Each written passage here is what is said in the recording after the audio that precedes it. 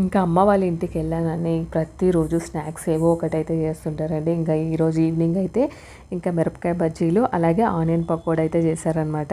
ఇంకా కలపడం అయితే వీడియో ఏం తీయలేదండి, ఎందుకంటే ఇది అందరికీ తెలిసిన ప్రాసెసే కాబట్టి నేనైతే ఇంకా వీడియో తీయలేదనమాట. కాకపోతే పుట్టింటికి వెళ్ళినప్పుడు ఆ ప్రేమలు అయితే వేరే ఉంటాయి కదండి. ఇంకా పెళ్ళైన తర్వాత, పెళ్ళి కాకముందు కంటే పెళ్ళైన తర్వాత ఆ అమ్మాయిలు అంటే పుట్టింటికి వచ్చింది పాప అంటే ఇంకా నానమ్మలు కానీ అమ్మమ్మలు కానీ అమ్మ వాళ్ళు కానీ చాలా ప్రేమ చూపిస్తారు కదండి. ఒక్క పని కూడా చెప్పరు. ఇంకా నేనైతే అంతేనండి. అమ్మ వాళ్ళ ఇంటికి వెళ్తే చెల్లెలు కూడా అమ్మ వాళ్ళ ఇంట్లో ఉంటుంది కాబట్టి అసలు నేను ఒక్క పని కూడా పట్టుకోను. ఇక నేను ఊరికి వెళ్తున్నాను అంటే ఏవి చేయలేదు, ఈసారి ఏంది పంపించలేదు అనేసి ఇంకా మా నానమ్మ బజ్జీల పిండి అయితే తడిపింది. ఇంకా సరే నానమ్మ అన్నం తింటుందని ఇంకా నేనే చేస్తున్నానండి. నేను చేస్తా ఆగు అంటుంది, అయినా నేనేం తినలేదు. ఎందుకంటే ఇంకా నానమ్మకు అసలు 93 ఇయర్స్ అండి. మొన్నటి వరకు నాకు తెలియనప్పుడు 8 ఇయర్స్ అని అనుకున్నాను. మా బాబాయ్ కలిసినప్పుడు మాటల మధ్యలో నానమ్మ వయసు ఎంత బాబాయ్ అంటే ఇట్లా చెప్పారనమాట. షాక్ అయ్యానండి. మనమైతే అసలు 40 దాటితేనే అన్ని కాళ్ళ నొప్పులు, కీళ్ళ నొప్పులు, మోకాళ్ళ నొప్పులు, ఆ నొప్పులు ఈ నొప్పులు అంటూ ఊరినే టైర్డ్ అయిపోతాం. నానమ్మ అయితే ఇప్పుడు 93 ఇయర్స్ అయినా కూడా చాలా యాక్టివ్గా తన వంట ప్రిపేర్ చేసుకుంటుంది, బట్టలు పిండుకుంటుంది, అన్ని పనులు చేస్తుందండి. ఇంకా నానమ్మ తింటుంది, ఎందుకులే ఆమెకి ఇబ్బంది పెట్టడం అనేసి ఇంకా నేనైతే బజ్జీలు చేస్తున్నాను అనమాట.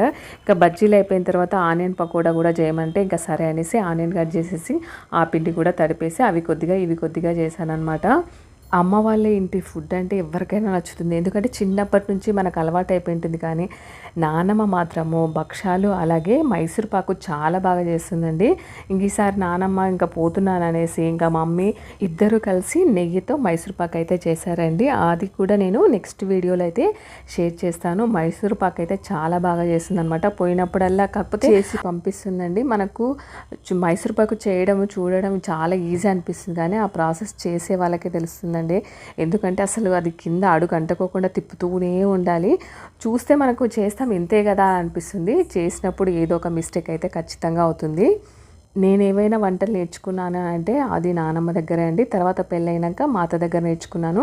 కొంచెం తెలంగాణకు ఆంధ్రకు ఫుడ్ వేరియేషన్ అయితే ఉంటుంది కదా.